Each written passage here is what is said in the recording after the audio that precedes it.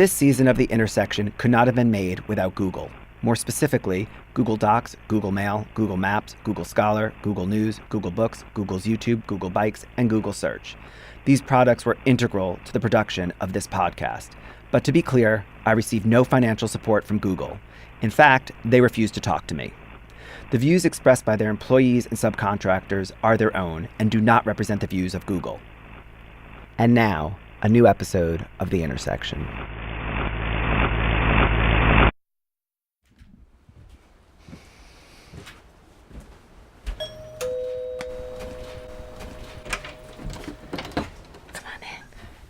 Baby's asleep, and my husband is out with my older kiddo, so if she sleeps for a little, we can stay and talk. If she wakes up, we can walk and talk or whatever. Okay. Hi. Hi. Oh, you want to say hi to David? Look at you, baby's first interview. Yeah. Hi. And you wake up happy. Oh, she does. Oh Happy my and sweaty. Gosh, she is warm in there. Oh. Welcome back to The Intersection. In the first episode, we joined the caravan of misery and made our way to this corner, North Shoreline and Space Parkway. There are many reasons getting here is so difficult. It certainly doesn't help that it's far from mass transit. But at its core, the intense traffic is a math problem. More than 20,000 people work in the neighborhood, but there are less than 400 housing units within walking distance. In the next two episodes, we're going to focus on housing, or to be more precise, the lack of housing. The most recent residential development in this neighborhood was completed nearly 50 years ago. If you look on a map, it's that tight cluster of streets right in the middle of Googleville. When I stumbled upon this aging subdivision, I thought to myself, I wonder how long this will last. Sooner or later, I assumed Google and the forces of gentrification would consume it. Then I spent some time here and realized how unique this community is. And I thought, maybe, just maybe, it will survive. The community is just 800 feet from our corner, but it feels like an alternate universe. As we walk down Space Parkway, we pass several empty industrial buildings and a few two-story offices. And then we arrive at an almost grand Adobe-style entrance. The sign, in medieval lettering, welcomes us to Santiago Villa. Suddenly, the streets are wider and paved a pitch black. The traffic all but disappears, and the gray of the suburban office park gives way to a rainbow of pastel homes, all perfectly lined, one after the other. It feels like a gated community without the gate. Folks stroll down streets named Bonita and Casa Grande, and with palm trees swaying above, the whole place has a vintage resort vibe. But this is no resort, and whatever you do not call it a trailer park. It's not all double wides. It's not all trailer trash. It's a village of mobile homes. It's not a trailer park. Which I like to call the Santiago Villa Mobile and Manufactured Home Community. Because, they're not that mobile. And inside, the homes are, well, homey.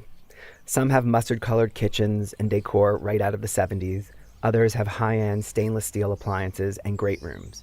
But perhaps what's even more unexpected is who lives here. We've got just a really wide variety of people living in this park. We have much older generation. We have people with young kids like this one. We've got all different socioeconomic classes. We've got people from all different countries. You would be surprised. Especially when you come across people like this 30-something mother who works practically a stone's throw away at one of the largest tech companies in the world. My name is Anna Botelho, and I work at Google. We are residents at Santiago Villa. So that means I can walk to work, which is pretty unheard of. I'm going to throw this away, and maybe we can take a walk. Maybe you can give me a little tour of the neighborhood. Yeah. A tour of the neighborhood starts right here. It's really nice and quiet out here, and very safe. We can just leave our bikes in the driveway, and we don't have to worry about anything. Most people think of, you don't have any space. It's true. We're very close to our neighbors, but it's amazing what you can make do with, 15 feet by 5 feet in the back and 5 feet by 20 along the side. We've got kind of anything that I would want to grow. I just added a plum tree and an apple tree and an avocado tree and tangerine and lemons. So how do people react when you say, I work at Google? Here in the park? Yeah. They are not surprised in the least, because literally Google is right next door. Like, we're walking in the street right now. The building behind those houses is Google. The building out that gate is Google. The building out that gate is Google. Like, everywhere around. I think the people who are more surprised are maybe other Googlers or maybe even completely unrelated people. I can actually learn a lot about that person by their reaction. Some people, their eyebrows go up when I say I'm in a mobile home because they know that I grew up in Palo Alto or went to Yale or work at Google, and they're like, "You're living in a mobile home?" And I'm like, yes, I am. It's wonderful. You should try it sometime. I think the Googlers actually, when I show them where I live, they're like, "Oh my God, how do I get in?" Because it's so close.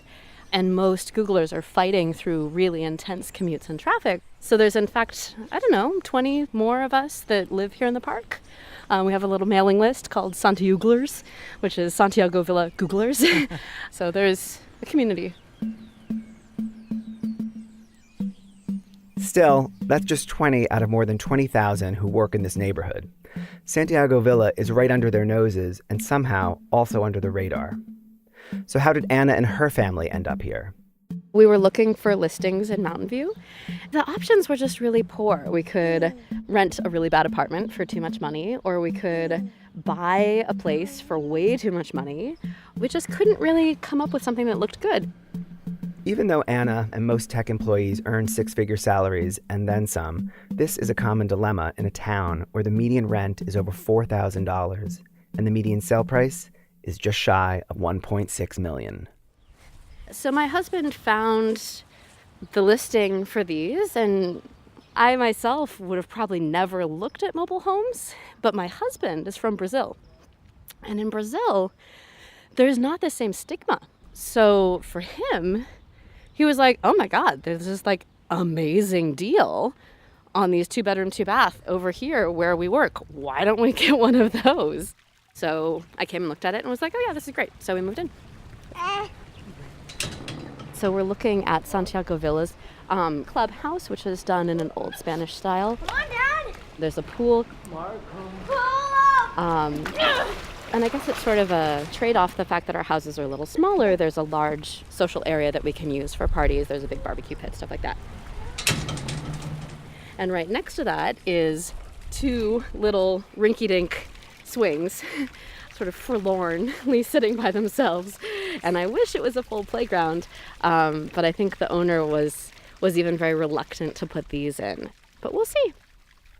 5 years and 2 kids later, the meager playground is one of Anna's few complaints. She's even come around to the park's kitschy decor. So this looks a little, Disney in a way, that everything is so much the same. A nice water feature. Yeah, so they try to make it nice in a 1965 kind of way. Which I love. What was built in 68? You're right on. Oh, yeah. There you go. So I came across an advertisement for Santiago Villa in a March 1969 issue of the San Francisco Chronicle. There's an image of a shag-carpeted living room done up with mid-century exotic, and the copy just screams luxury. Mobile living in Spanish splendor. Santiago Villa has something for everybody. Classic Spanish architecture, blended with the most modern facilities, provide a masterpiece of plush mobile home living. How to get from the Spanish splendor of the 60s to what so many people call trailer trash today? Fortunately, there's an expert for everything, just a phone call away. So it's working now? I think it is. I'm Esther Sullivan. I'm an assistant professor of sociology at the University of Colorado, Denver. I specialize in studying housing, specifically affordable housing, and even more specifically, manufactured housing. Manufactured housing is the industry's preferred term for mobile homes. To start, I read her that ad from 1969. I want to get her take on it. That is a testament to the time. That really lets you know that this stigma surrounding mobile home parks is absolutely socially constructed. It's not the same across time and across generations. And so in the 50s and 60s, there absolutely was this idea that a mobile home village could be the housing of tomorrow. It had that right mix of, of hominess and innovation that so many people were interested in the 50s and 60s. And it wasn't until this became a primary source of housing for our nation's poor that stigma just became so inextricably attached to the housing form. And that began with Nixon and his moratorium on funding for affordable housing. And that stigma endures. Last year, the New York Times wrote an article about Santiago Villa with the headline, "Teslas in the Trailer Park." And you can expect a lot more headlines like that in the future. There's been a lot of recent interest in mobile home parks. Why do you think?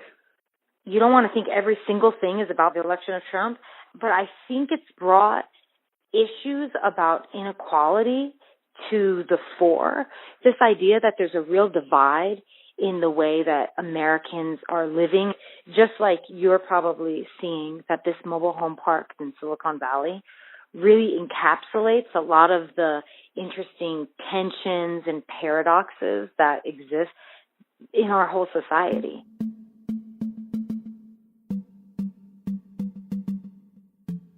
These are tense times at Santiago Villa. For decades, the park has been a reliable source of affordable housing. Sure, it's closer to a Superfund site than a supermarket, but most residents appreciate the seclusion and solitude. And when some of the older residents moved here, back when it was an adults-only community, buyers just assumed they were trading a less-than-prime location for a sense of permanence. But things have changed around here. This formerly forsaken land in North Bayshore now sells for up to $20 million an acre. And this park is 40 acres of prime land worth hundreds of millions of dollars. So in this real estate market, and with this type of housing, it's hard to feel truly secure. Because here's the thing about mobile home parks. Unlike most homeowners who own both the land and the home on top of it, residents here may own their homes, but the park owns the land beneath them. Spaces are rented by the month, and there's no rent control. The only saving grace is that the land is zoned exclusively for a mobile home park, and the city has made clear that it has no plans or interest in rezoning it. Still, it's lost on no one that the owner of this park is John Vidovich, one of the Bay Area's wealthiest, most connected developers. He's built offices for Apple in Cupertino, as well as hotels and shopping centers throughout Silicon Valley. He's also being sued for unfair rent increases by residents of another mobile home park that he owns nearby. Understandably, residents at Santiago Villa are suspicious of his motives and management's every move. And that's why they showed up en masse to a 2016 city council meeting. They came to air their accusations and seek the council's support and protection. So if you'd like to speak to us, please step forward. My name is Christine Cray. I live at Santiago Villa. I love living there. But many of the residents are elderly retired professionals, people who helped create, develop, establish Mountain View. And now they're bearing the brunt of what I can only describe as the greed of growth, where everybody seems to be wanting their piece of the pie. In the last 2 months, inspections that seem to target the older homes with the threat of eviction, if your repairs are not done in 7 days, have terrorized most of us. Some elderlies are even in tears, afraid of losing their homes they've been in for 30 plus years. And as far as myself, I turned 70 this year. I'm overcoming a stroke. I'm trying to take care of a 96-year-old mother. Where do I go when I don't get my repairs done in 7 days? I'll be one of your cars on the street with an old lady. Thank you. A dozen more residents speak. They talk about their fears for the future and about space rents being raised to $2,400 per month. Finally, the park manager, Maria Ahmad, has a chance to respond. Hello, I'm Maria with Santiago Villa. I did not know my residents were feeling terrorized by our management skills. Come and talk to us and we will work with you. It doesn't mean in 7 days we're going to kick you out. That's not the way the rules work. But there are rules that each one of you have signed up for, that you have to maintain your lot, your house, to live there. However, we are not unreasonable. We understand there's people that are on fixed income.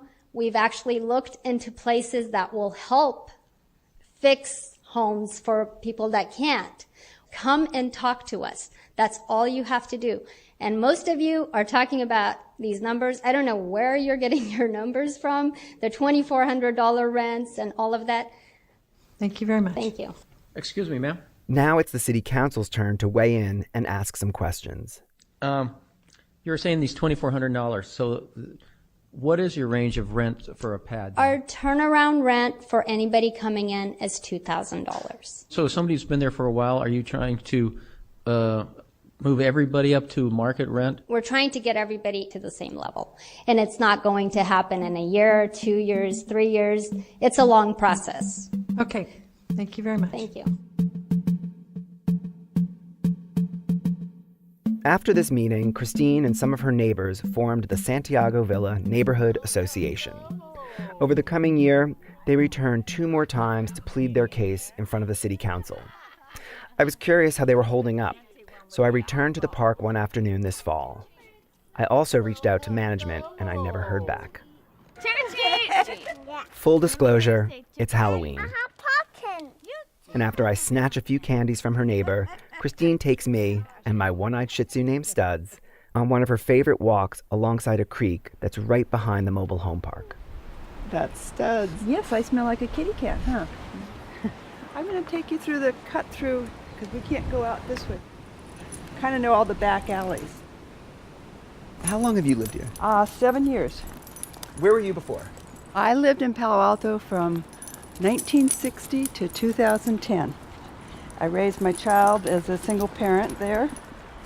I was in the subsidized apartment for 25 years raising my son.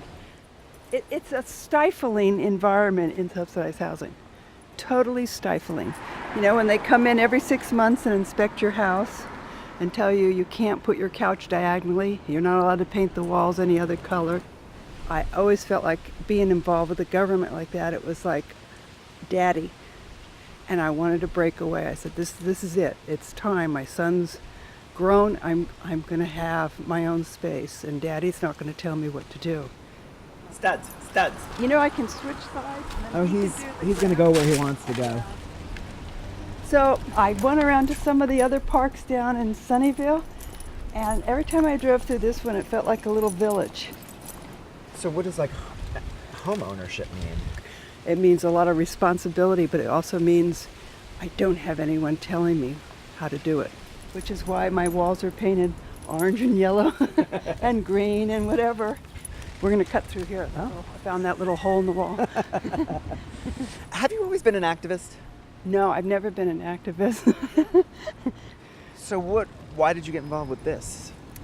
Because I live here. Because if it keeps getting more expensive, without having Social Security matching the rent increase, I don't know how long I get to stay there.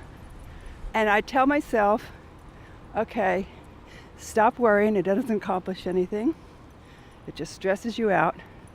Wake up every morning and look at that sign hanging over your kitchen door. It says, give thanks. Every day I say, I'm grateful. I have a sky, I have my cat, I've got my own place. And as long as I keep focusing on that, hopefully it keeps happening. That's it. So I'm curious, and you don't have to answer if you don't want. How much wiggle room do you have before it's uncomfortable? Because things are going to go up. Yeah, well, right now I turn 71 in a week, so I'm not looking at tons of time. So I think when they start blocking my sky, you know, if there's 10-story buildings there, I don't get morning sunlight. If there's a 5-story on that side, I miss my sunsets every night. They're encroaching on everything, and when the sky goes, that might be my breaking point. And plus the financial, you know, and that was just being necessity, you know. So let's say the sky starts to disappear. Yeah. What do you do? What are the options? Well, I just went 9 months without a car because my old Saab broke down. So I ended up scraping enough together and got my used car, my Subaru. And my thought was, it's supposed to pull a little trailer. If push comes to shove, that's where I go. And then I spend whatever days I have left going around the city, you know, the country. with a cat. Wow. See, look at the size of some of the redwoods they took down. Wow. We continue walking along the Stevens Creek Trail. We're passed by Googlers biking home and locals out for some exercise. On one side, we see swallows on the water's edge. On the other, the massive airplane hangars at NASA's Moffett Field. Finally, we make our way back to Santiago Villa. Hi. Hey, how are you? Pretty good. Christine wants me to meet another member of the neighborhood association, so we knock on his door. John? Hi, Sorry, guys. I tried to call on that. I know I heard your voice and I answered. John, this Yes. is David Boyer. This is Hi. John Waters. Hi. I think we met at one of the Yes. meetings when you first arrived. Nice to Hi. see you again. Good How to you see doing? you. Good. You want to come inside my place? Sure. All right. The place is relatively clean. It's usually a stinky man cave.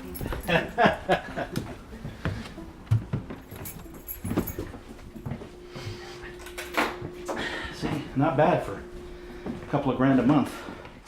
I actually have my own office. It was just, when you work at home, oh my God. I have a guest bathroom. I mean, this is a lap of luxury here. I have a guest room. People are always surprised when they come in, that's so large. It's about 1,500 square feet, but this is what makes it feel so amazing. What's this? The vaulted ceiling. I forgot him on the radio. Introduce yourself and your role in the community. Sure. My name is John K. Waters, and I'm currently on the steering committee for the Santiago Villa Neighborhood Association. I'm a freelance writer, and you know how much money we make. I write about the technology industry, and I'm right in the middle of it. I'm around the corner from the Googleplex, and I had my eye on this place for a long time because it was an oasis. And the only affordable, housing in the area. I mean, when I moved here 10 years ago, my rent was around $800, and even coupled with the mortgage, this was affordable housing.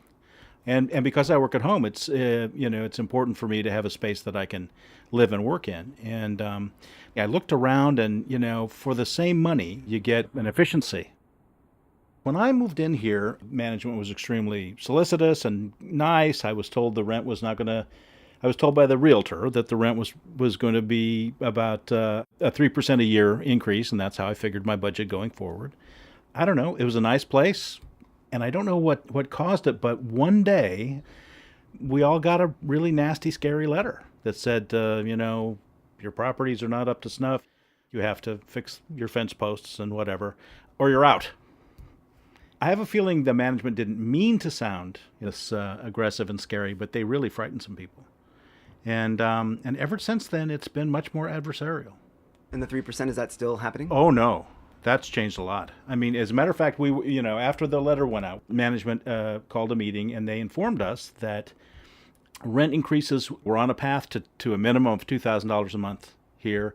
I think my last rate increase was $6,000. And that's not nothing, I mean, when you're kind of right at the bone trying to make it in Silicon Valley or trying to just maintain a domicile, that's real money. So then what happened and how did you get involved? Well, we looked up one day and all of a sudden, the secret little island in this business park, all of a sudden was the epicenter of all development. And the city council informed us that there was going to be a hotel, Google or LinkedIn. There was kind of a back and forth between those two companies. We're going to move in across the street. They were closing the gym and the dance studio. And that, along with this letter and rent increases, I think caused a general feeling of helplessness. And we know how it is. If you've got money, you have clout. But how do you have influence over these kinds of developments? You band together and you show up. So we just felt like we had to act. John joined the Santiago Villa Neighborhood Association recently, and like Christine, somewhat reluctantly. I picked this place because it was like a little remote alcove in the midst of the Silicon Valley hustle and bustle. And I work at home, and I think of it as kind of a sanctuary, and I have mixed feelings about the people who live around me. I'm kind of a get off of my lawn kind of guy sometimes. But when your home is threatened, it makes you a little more neighborly, I think. One silver lining is that I've gotten to meet with my neighbors and work with them and talk with them, and they really are a nice bunch of people. And they're from all walks of life. Some of them on our committees are Googlers who are sympathetic. They're people who work at blue-collar jobs. They're teachers. This is the kind of place that people at that income level can actually have a house in Silicon Valley.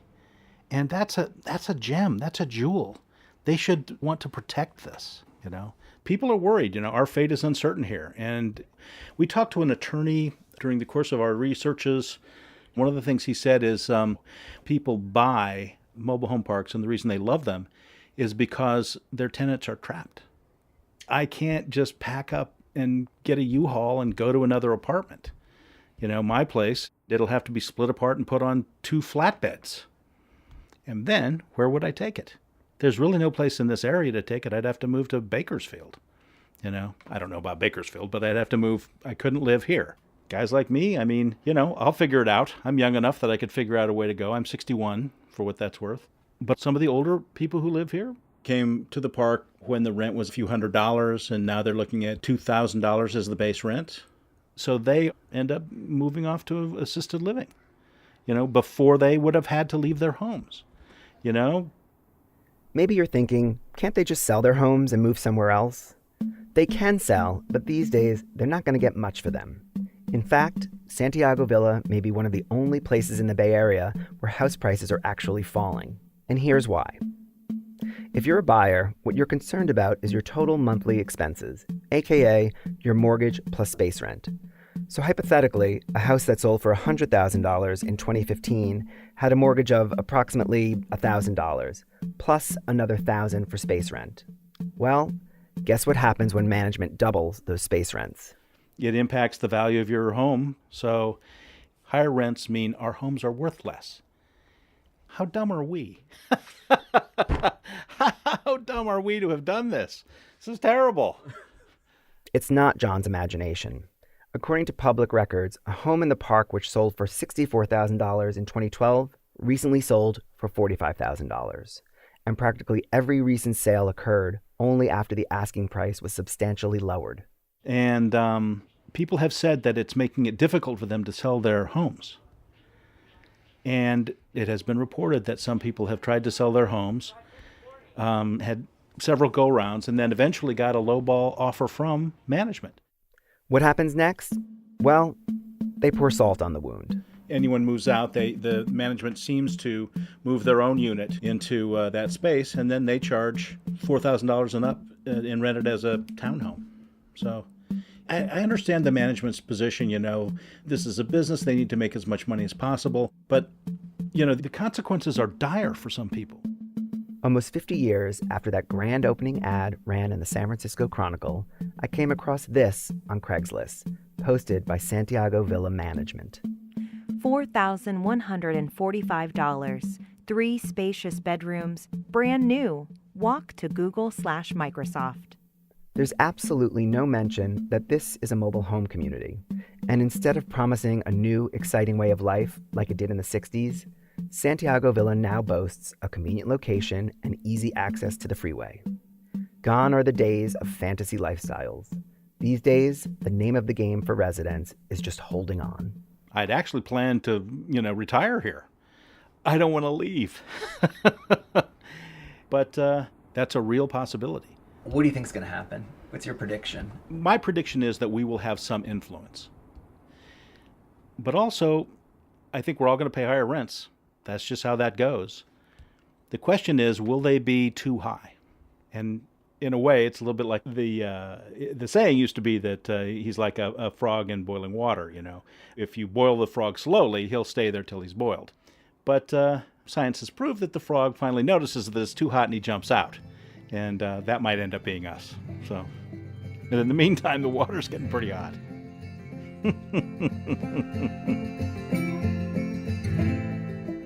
The same can be said for the entire Bay Area.